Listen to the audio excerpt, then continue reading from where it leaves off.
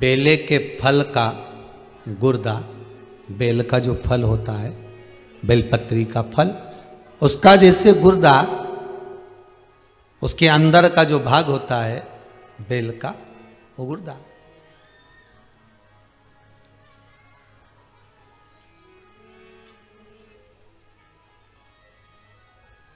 उसको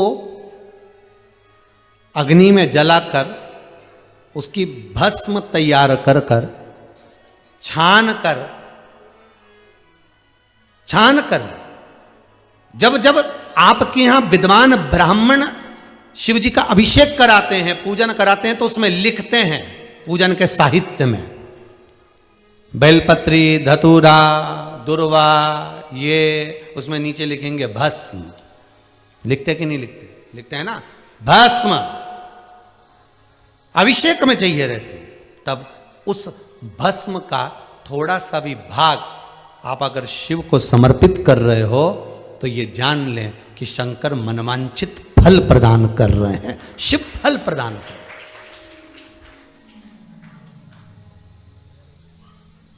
महाराज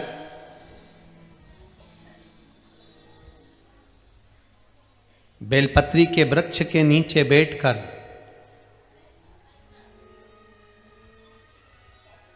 हाथ में एक बेलपत्र का पत्ता रखकर आप पंचाक्षर मंत्र नमः शिवाय, ओम नमः शिवाय या श्री शिवाय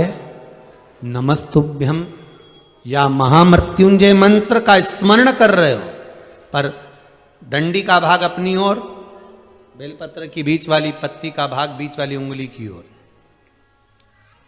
रखकर अगर आप स्मरण कर रहे हैं और अपनी कामना कर कर बेलपत्री के वृक्ष के नीचे बैठकर उस पत्ते को सम्मुख रखकर बाबा से विनय कर कर एकांत में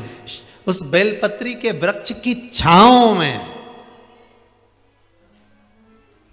बेलपत्री के वृक्ष की छांव आप कामना कर कर उस पत्ते को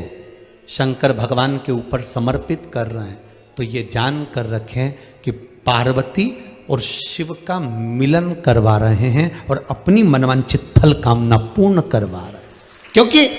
शिव और पार्वती का जब मिलन होता है, शंकर पार्वती जब एक दूसरे के सम्मुख में होते हैं, शिव और पार्वती जब एक दूसरे के सामने अपने बच्चों के कारण एक दूसरे के सम्मुख में आते हैं, तो उनके चेहरे पर प्रसन्नता का भाव आ जाता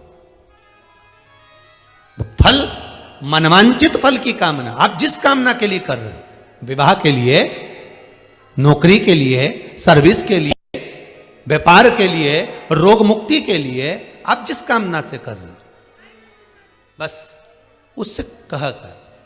कभी सोमवार का दिन हो, क्योंकि शंकर जी को सोम प्रिय है, सोमवार का दिन, चंद्र का वार शिव जी को प्रिय है, शिव जी को प्रिय है।